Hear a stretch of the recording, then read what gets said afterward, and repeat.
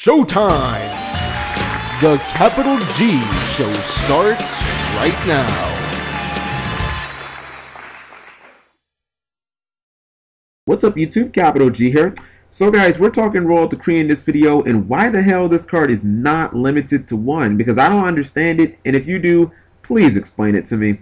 Now, if you've been watching this channel for a while, you should know two things by now. First off, I am and will always be truly at heart a control player. I just feel better when I've got purple cards to protect me. I like decks that run heavy back row as opposed to like more aggressive base decks, and defensive base decks are what I've had all my success with. All my top 8s at regionals have come with defensive decks, so clearly I favor them. And the second being, I have a huge disdain and fear of cards that just negate all traps, a la Royal Decree and Trap Stun. I just don't like them. So you could make an argument that I'm biased, which is fine, and that's also true, but bias is the reason that I'm making this argument. It's not the basis of my argument. Royal Decree will always see play because the most aggressive deck in a format will always want a blanket answer to defensive decks. If you're playing the most aggressive deck, it doesn't matter what defensive control deck you run into. As long as they need purple cards to stop you, Royal Decree will just step up and smash them. You look back in the Glad format. Glad B sided it then. Lightsworn sided it soon after that. Synchro Cat sided it. And Sectors, when they had Dragonfly and Hornet at 3, they sided it. And then you look now, Dragon Rule sided too. Now, as most of you guys probably noticed when you first looked at the September 1st ban list, it was pretty much open season on what I like to call lockdown cards. These are cards that create locks, usually when you side them in against decks that rely on a certain element of the game to, well, basically function. Take for example D-Fissure and Macro. These shut down graveyard-based decks a la Mermail or Dark World.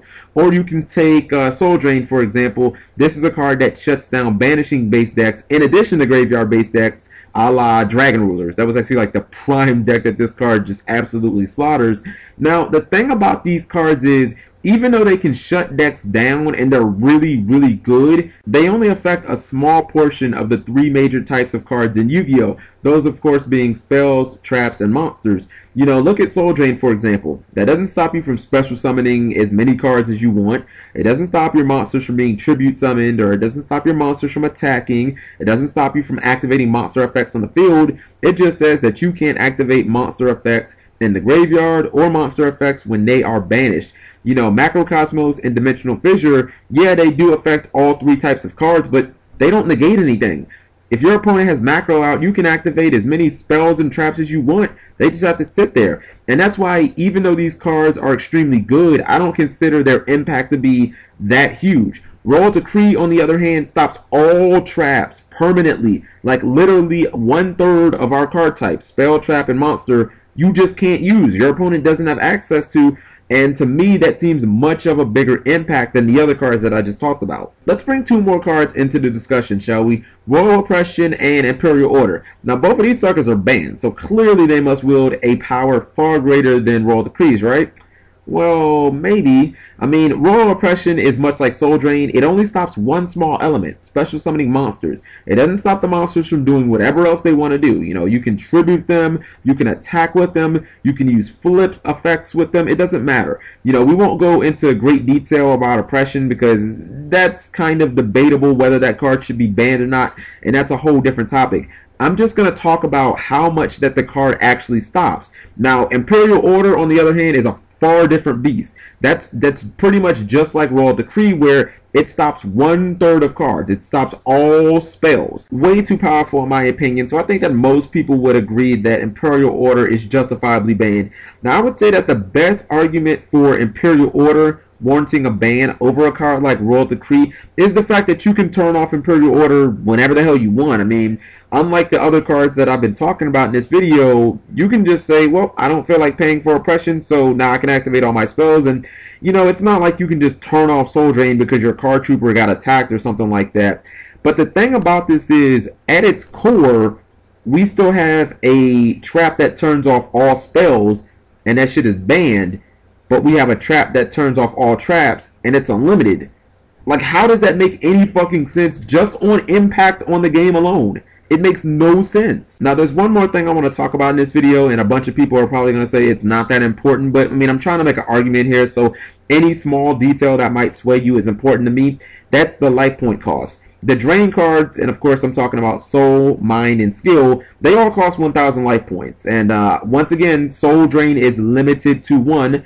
The royalty cards, as I like to call them, also cost 800 life points basically every time you activate them. I'm talking about Royal Oppression and Imperial Order. Royal Decree is fucking free. It doesn't cost you a thing to activate and negate all traps. It is free. Now, some people out there, I would not be one of them, could even make the argument that Royal Decree being free and not costing you life points every single time that you negate a trap is actually equivalent to the fact that Imperial Order, you can stop paying whatever the hell you want. I don't think that those things are equivalent, but I could at least understand that argument. So when I look at Royal Decree, I see a card that stops 1/3 of cards. I mean, the 3 basic types anyway: monster, spell, and trap. I see a card that has a much bigger impact on the game than a card like Soul Drain or Dimensional Fissure. I see a card that has no life point cost attached to it, and it's unlimited. Why these other cards are either banned or limited, and it makes no sense to me. So, again, I'm not saying that Royal Decree is like an absolute bane on, you know, the game of Yu-Gi-Oh! I just see how all these other cards that, you know, do small amounts of lockdown, they affect very small portions of the game, and yet Royal Decrees, the portion that it affects is huge, and it does it for free, and it's unlimited, and it makes no sense to me, guys. So let me know what you guys think. I think that Royal Decree should be limited. You know, everybody out there is probably going to say, oh, no, they're going to sit 5 back row. Like, okay, first off, that doesn't happen. Second off, we have cards like Trap Stun that basically do the same thing, but they don't do it forever for free, you know what I mean? And we also have tons of spell and traps removal, so you could just run those too. Thank you guys for watching as always, and take care. Subscribing makes life happy.